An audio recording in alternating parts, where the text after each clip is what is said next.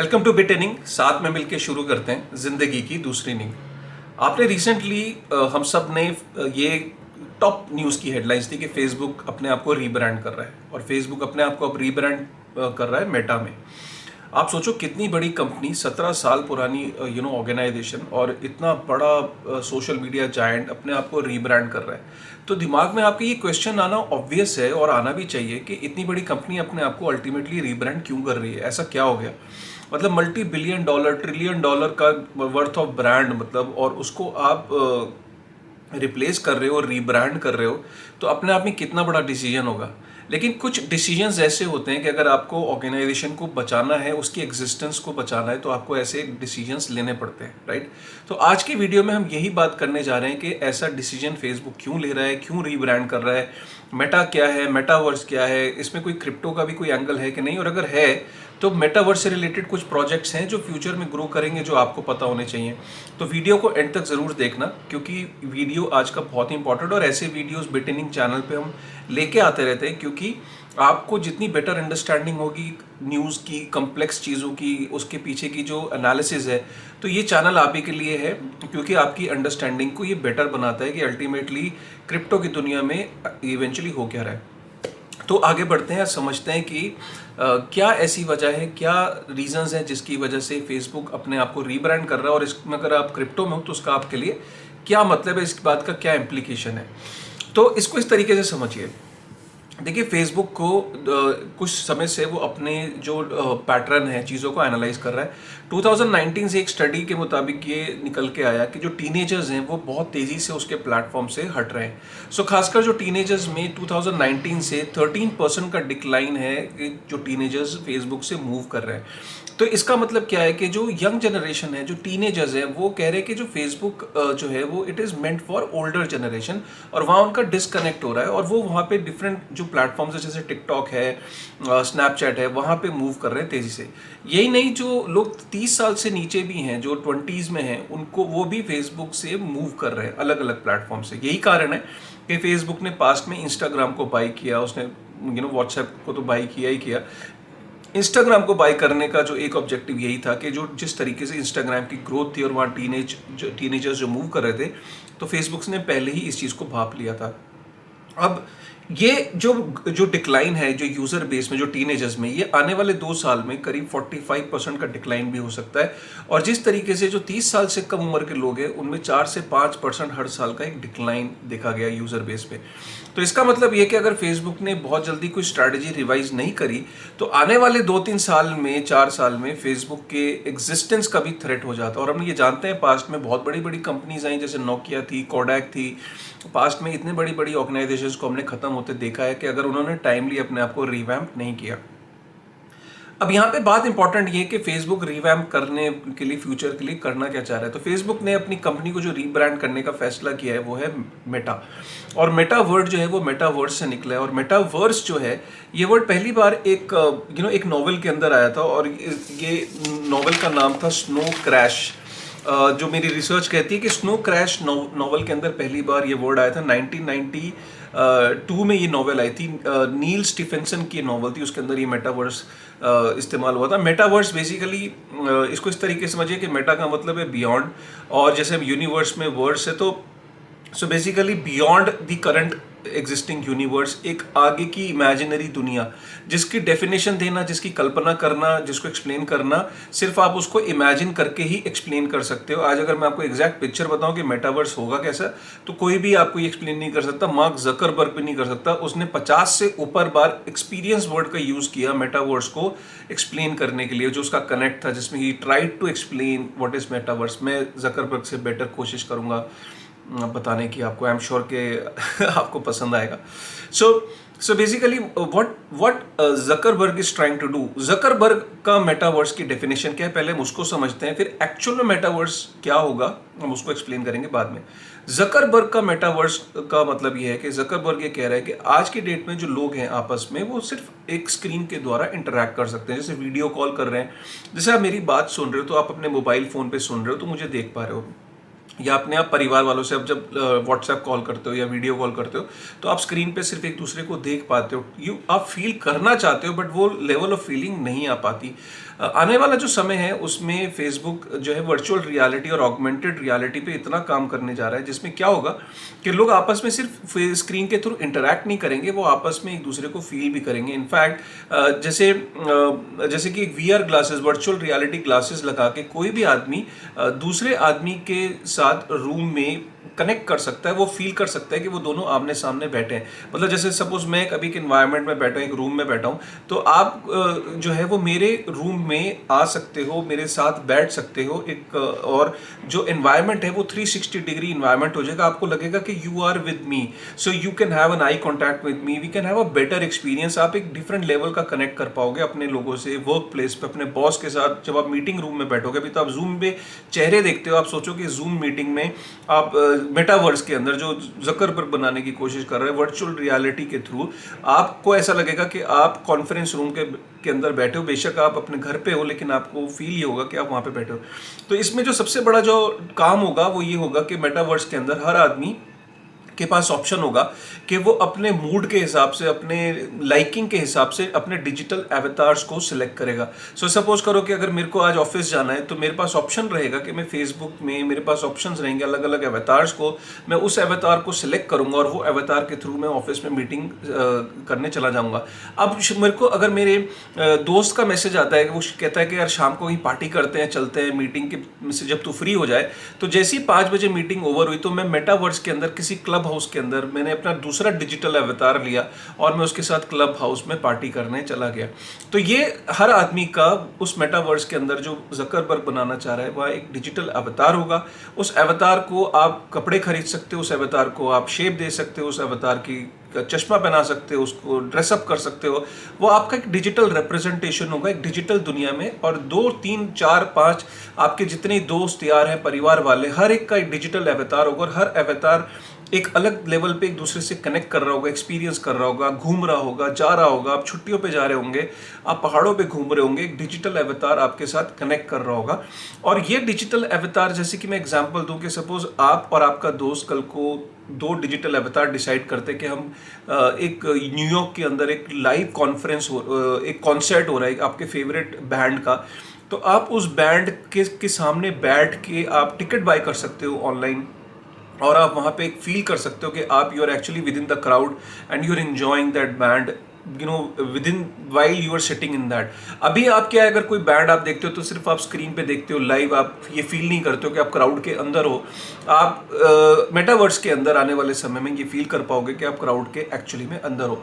इस तरह की टेक्नोलॉजी को जकरबर्ग बनाना चाह रहा है, वर्चुअल रियलिटी और ऑगमेंटेड रियलिटी, ये उसके 2 बड़े प्रोजेक्ट हैं। अगर मैं आपको बताऊं तो वर्चुअल रियलिटी में जो ग्लासेस यूज होने हैं, तो अभी तक 6 million 60 lakh devices already Zuckerberg बेच चुका है और वो चाहता है कि वो हार्डवेयर के अंदर भी सबसे बड़ा प्लेयर हो और वो दुनिया में जितने भी लोग हैं 2 बिलियन से ऊपर जो एक्टिव यूजर हैं, वो चाहता है कि हर आदमी के पास वो इस वर्चुअल रियलिटी का एक एक्सेस पहुंचाएगा। और सबके पास जब ये एक्सेस होगा तो हर आदमी अपने आप को एक बेटर तरीके से आने वाले टाइम में अपने मेटावर्स में वो इंगेज कर पाएगा, एक्सपीरियंस कर पाएगा, फील कर पाएगा चीज़ों को। तो ये है जकरबर्ग का मेटावर्स जो वो बनाना चाहता है। अब अल्टीमेटली मेटावर्स होता क्या है? वैसे तो मैंने इसके ऊपर 40 मिनट का वीडियो बनाया है मेटावर्स का, वो डिस्क्रिप्शन के अंदर लिंक है, मेटावर्स का वीडियो जरूर देखिएगा। बट फिर भी मैं आपको थोड़ा सा मेटावर्स का बता देता हूँ क्योंकि बात हो रही है तो इंपॉर्टेंट है। एक्चुअल में अगर मैं आपको बात बताऊं तो मेटावर्स जो जकरबर्ग बनाना चाह रहा है और जो एक्चुअल में मेटावर्स होता है उसकी डेफिनेशन मैं इस तरीके से एक्सप्लेन करता हूं कि जिस तरीके से लोगों का जो टाइम है डिजिटली ज़्यादा स्पेंड हो रहा है, मतलब एक सर्वे के अनुसार 365 में से 100 दिन लोग ऑनलाइन स्पेंड कर रहे हैं अपनी ज़िंदगी, और आने वाले टाइम में ये बढ़ने ही वाला है। जितनी ज़्यादा आप ज़िंदगी अपनी डिजिटली स्पेंड कर रहे हो तो आप डिजिटल ऑब्जेक्ट्स को भी उतनी तेज़ी से बाय कर रहे हो। मैं शर्ट और पैंट की बात नहीं कर रहा हूँ, लेकिन आने वाले टाइम में जैसे NFTs, नॉन फंजिबल टोकन्स, जिसमें लोग तरह तरह के एवतार्स और JPG पिक्चर्स और तरह तरह की पिक्चर्स को खरीद रहे हैं, तो ये सारी की सारी ब्लॉकचेन के ऊपर होता क्या है कि जब आप कोई नॉन फंजिबल टोकन खरीदते हो तो वो आपकी ब्लॉकचेन पे स्टोर हो जाती है, एक डिस्ट्रीब्यूटेड लेजर पे स्टोर आ जाती है। और कहाँ स्टोर होती है? जो आपका पब्लिक की होता है, जो आपका एड्रेस होता है, उससे वो लिंक हो जाता है। जैसे रियल वर्ल्ड के अंदर आप जमीन लेते हो, गाड़ी लेते हो, बंगला लेते हो, कुछ भी चीज़ लेते हो, तो वो लिंक कहाँ है? आपके घर से लिंक्ड है ना भाई। अगर मैं सपोज किसी फ्लैट में रहता हूँ तो मेरे होम एड्रेस से मेरा घर, मेरी हर चीज़ लिंक्ड है कि फला फला आदमी वहाँ रहता है। काशिफ जो है वो वो एक पर्टिकुलर बिल्डिंग में रहता है और काशिफ के पास गाड़ी है, बंगला है, घर है, काशिफ के पास ज़मीन है, तो सारी चीज़ें मेरे फिजिकल वर्ल्ड में मेरी आइडेंटिटी से लिंक्ड हैं। और जो मेटावर्स के अंदर भी जो आप ये तरह तरह की जो डिजिटल ऑब्जेक्ट्स खरीद रहे हो, जैसे कि आज आप एवेटार्स खरीद रहे हो, आज आप NFT के अंदर पिक्चर्स खरीद रहे हो, अब तो लोग डिसेंट्रल लैंड में ज़मीन खरीद रहे हैं, अब लोग जो डिसेंट्रल लैंड में दुकानें खरीद रहे हैं, अब लोग जो है वो गेम्स के अंदर स्किन्स खरीद रहे हैं, वेपन्स खरीद रहे हैं, स्किन के वो रूबलॉक्स के अंदर गाड़ियां खरीद रहे हैं, रूबलॉक्स के अंदर रेफ्रिजरेटर, एसी, अपना घर खरीद रहे हैं। तो ये जो डिजिटल ऑब्जेक्ट्स का जो पोजीशन है, ये जो है ये आपके जो सारा का सारा ब्लॉकचेन पे स्टोर होता है और ये आपका जो पब्लिक एड्रेस होता है उससे लिंक होता है और ये ओपनली वेरीफाइबल होता है। कोई भी आदमी ये देख सकता है कि इस पब्लिक एड्रेस पे क्या क्या चीज़ें पड़ी हैं। तो ये जो है परमिशन लेस तरीके से होता है, यहाँ पे आपको किसी की परमिशन की ज़रूरत नहीं है। आपको जो मेटावर्स का जो एक्सेस है, जो आपका मेटा मास्क का वॉलेट है, जैसे पेटीएम के अंदर आप जाते हो, वहाँ मॉल भी है, जूते भी मिलते हैं, आप टिकट भी पे कर सकते हो, आप बिल भी पे कर सकते हो। सिमिलरली मेटावर्स का जो एक्सेस है, वो जो मेटा मास्क की जो की है, जो मेटा मास्क का जो वॉलेट है, उसके थ्रू आप मेटावर्स के अंदर एक्सेस कर सकते हो और अपने सारे डिजिटल ऑब्जेक्ट्स को वहाँ बाय कर सकते हो, सेल कर सकते हो। और सारे के सारे डिजिटल ऑब्जेक्ट्स जो है आपके जो है वो मेटावर्स मास्क का जो वॉलेट है, जो आपकी जो पब्लिक एड्रेस जो है उसके अंदर वो सारी चीज़ें लिंक हो जाती हैं, कोई भी आके ओपनली वेरीफाई कर सकता है। अब आप मेटावर्स के अंदर बेसिकली आप ये समझो कि अपनी जैसे आप फिजिकल वर्ल्ड में चीज़ों का पोजीशन बनाते थे, वैसे ही आप डिजिटल वर्ल्ड में अपनी आइडेंटिटी को एक तरीके से आप कम्युनिकेट करने की कोशिश करोगे। जैसे कि मैं आपको बताऊं, आप रियल वर्ल्ड में चीज़ों का पोजीशन जैसे टी शर्ट खरीदते थे, लुई विटॉन की बेल्ट लेते थे, आप लिवाइस की टी शर्ट लेते थे, आप मर्सिडीज बेंज लेते थे। आप बेसिकली ये ब्रांड्स क्यों लेते थे? क्योंकि ये आपके जो ब्रांड्स थे वो आपकी पर्सनैलिटी को कम्युनिकेट करते थे दुनिया को। उसी तरीके से जब डिजिटल वर्ल्ड में जो आपकी ये NFTs हैं, ये आपकी पर्सनालिटी को कम्युनिकेट करेंगी डिजिटल वर्ल्ड में। आपके पास जिस तरीके की NFTs होंगी, उससे आपकी पर्सनालिटी का भी अंदाज़ा लगाया जाएगा कि आप किस तरह के आदमी हो, किस तरह के इंसान हो। तो वहाँ पे इंसान वो नहीं होगा जो आपका चेहरा होगा, नहीं, वहाँ पे जो आपका पब्लिक एड्रेस की है, जो आपकी डिजिटल पोजीशंस हैं, जो आपका जो अवतार है, वो वहाँ पे वो आपकी जो पोजीशंस हैं NFTs की, वो एक तरीके से वो कम्युनिकेट कर रहे होंगे मेटावर्स के अंदर दूसरे लोगों को। सो बेसिकली इसका इस तरीके से अंदाज़ा लगाइए कि सपोज करिए मेटावर्स के अंदर आपने डिसेंट्रल लैंड के अंदर आप गए, वहाँ पे आपने कुछ लैंड बाय करी, आपने वहाँ पे आप लोगों से आप मेटावर्स के अंदर इंटरैक्ट करोगे। और तो इंटरैक्शन जब कोई भी आप किसी से करोगे, तो वहाँ से कोई भी आदमी आपकी पर्सनालिटी को before having building a relationship with you, आपके पब्लिक एड्रेस से, आपकी NFTs के पोजीशन से आपको वो वेरीफाई कर सकता है। आपके पर्सनालिटी ट्रेट्स को वो वहाँ से चेक कर सकता है कि आप किस तरह के इंसान हो और किस तरह की चीज़ें आपके पास है। वहाँ से आप you will be able to connect with them. आप सोचो कि आप पूरी इस मेटावर्स की दुनिया में you will be able to interact with people, you will be able to exchange NFTs, you will be able to buy sell NFTs। और अगर आपके पास कोई एक्सपेंसिव NFT है, तो आप उस NFT को एज अ कोलेटरल यूज़ करके आप लोन भी ले सकते हो। और आप वहाँ पे DeFi के अंदर जो डिसेंट्रलाइज एक्सचेंजेस बन रही हैं पूरा का पूरा इस मेटावर्स के अंदर, उनका रोल ये रहेगा कि सपोज करिए कि आपने कोई NFT है, उसको आपने किसी गेम के अंदर आपने कोई स्किन आपने जीती, या आपके पास कोई आपने स्किन वहाँ पे बाय करी, उसको आप दूसरी गेम में भी यूज़ कर सकते हो। और वहाँ पे आप ये डिसेंट्रलाइज एक्सचेंजेस जो है DeFi सेक्टर है, वो भी इस मेटावर्स का एक इंटीग्रल पार्ट होगा। तो ये सारी चीज़ें जो कल को इवॉल्व हो रही है मेटावर्स की, इसकी खास बात ये है कि इसमें किसी भी तरीके की आपको अपना प्राइवेट डेटा नहीं देना, आपको पर्सनल डेटा नहीं देना। आपका एक्सेस यहाँ पे एक मेटामास्क वॉलेट के थ्रू है, जो कि एक नॉन कस्टोडियल वॉलेट है, जिसमें आपको कोई अपना पर्सनल डेटा देने की ज़रूरत नहीं पड़ती। You just have to download and backup your keys, and उसके बाद आप जो ब्लॉकचेन है उसका एक्सेस आपको मिल जाता है। तो ये कहीं पे भी किसी चीज़ की परमिशन नहीं है, कोई सेंसरशिप रेजिस्टेंस है, कहीं पे भी आपको कोई से हटा नहीं सकता। And plus you can have multiple identities, मतलब आप मेटावर्स के अंदर आपकी एक आइडेंटिटी नहीं है, आप मल्टीपल आइडेंटिटीज़ के मालिक हो। आप जितनी मर्जी चाहो वहाँ पे अपनी आइडेंटिटीज़ को कल को क्रिएट कर पाओगे। तो ये है मेटावर्स, डिसेंट्रलाइज्ड मेटावर्स। और मेटावर्स का पूरा वीडियो अगर आपको देखना है, 40 मिनट का वीडियो बनाया था, वो डिस्क्रिप्शन पे है, उसको आप देख लेंगे, आपको पूरा पता लग जाएगा कि मेटावर्स इवॉल्व कैसे हुआ। मैंने आपको सिर्फ मेटावर्स का मतलब बताया है, बट आप वो पूरा वीडियो देखोगे तो आपको और क्लैरिटी होगी कि मेटावर्स है क्या।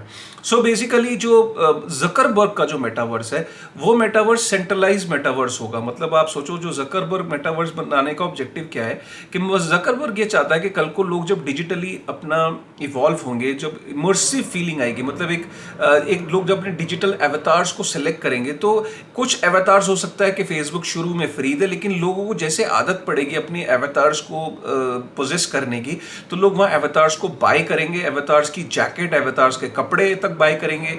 और एक आदमी के पास थाउजेंड एंड थाउजेंड्स ऑफ एवतार्स हो सकते हैं। बेसिकली कहने का मतलब क्या है कि हर एवतार यूनिक होगा, और वो एवतार जो है, जब आप फेसबुक पे लोगे, उसी को वो एनएफटी की तरह आपको पिच करना चाह रहा है जकरबर्ग। तो आपको ये लगेगा कि आपके पास एक एक्सक्लूसिव एनएफटी है, और वो उसने वर्ड यूज भी करा जकरबर्ग ने कि एनएफटी और क्रिप्टो का वर्ड उसने टेक्नोलॉजी बताई, उसने अपने कनेक्ट का जो उसकी स्पीच थी उसके अंदर उसने ये बात बोली।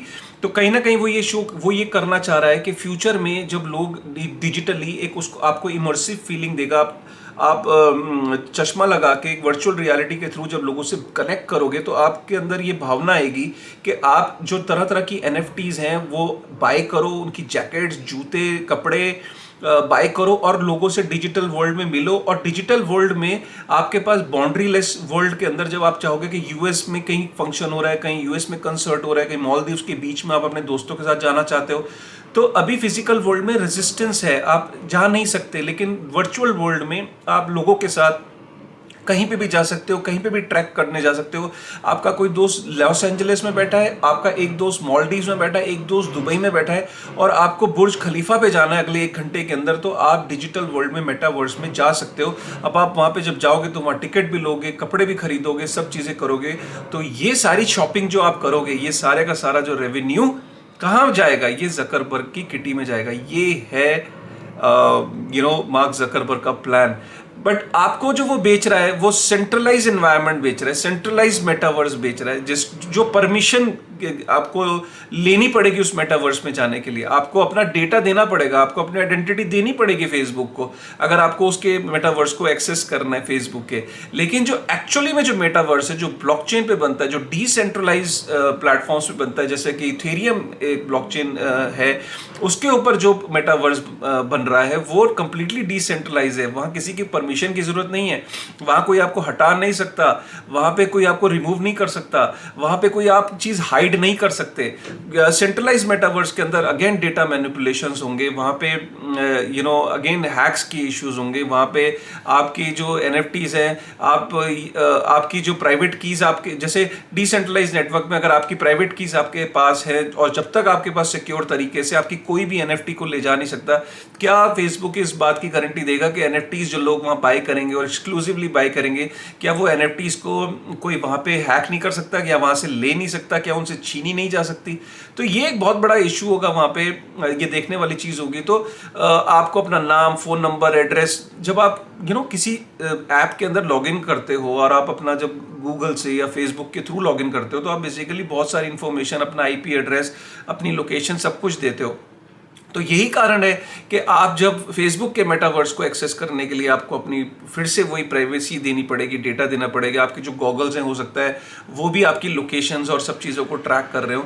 लेकिन आप जो रियल, जो डिजिटल, जो डिसेंट्रलाइज दुनिया है, जो इथेरियम पे या और डिसेंट्रलाइज प्लेटफॉर्म्स हैं जैसे सोलाना पे और जगह पे जो बन रही है, वो कम्प्लीटली डिफरेंट है। वो दुनिया लोग चला रहे हैं, वो कम्युनिटी मिलके चला रही है, उसे कोई एक जकरबर्ग नहीं चला रहा है, वो दुनिया मिलके चला रही है। ओपन नेटवर्क है और कोई भी उसका एक्सेस कर सकता है, कोई भी उसका पार्ट बन सकता है। बट क्योंकि फेसबुक को ये लगता है कि वो, जहाँ तक हम जकरबर्ग को जानते हैं, उसने कभी भी वो डिसेंट्रलाइजेशन के हक में नहीं रहा, बहुत ही कंट्रोल्ड सिस्टम रहा, बहुत ही उसने डेटा के साथ जितने जो उसके इश्यूज आए, जो कंट्रोवर्सीज रही हैं, लगता नहीं है कि फेसबुक कभी भी डिसेंट्रलाइज प्लेटफॉर्म्स के हक में रहेगा, या कभी भी वो ये कहेगा कि ठीक है, मैं अपना जो प्लेटफॉर्म है एनएफटी की, जो मैं अपनी एनएफटी NFTs ला रहा हूँ, जो फेसबुक की NFTs होंगी वो कल को हो सकता है इथेरियम पे मिले, सोलाना पे मिले, क्या वो ऐसा करेगा? मुझे उसके चांसेस बहुत कम लगते हैं। जो उसकी NFTs होंगी वो आप फियाट में खरीद पाओगे, फेसबुक के अंदर, फेसबुक के थ्रू, क्रेडिट कार्ड फियाट के थ्रू।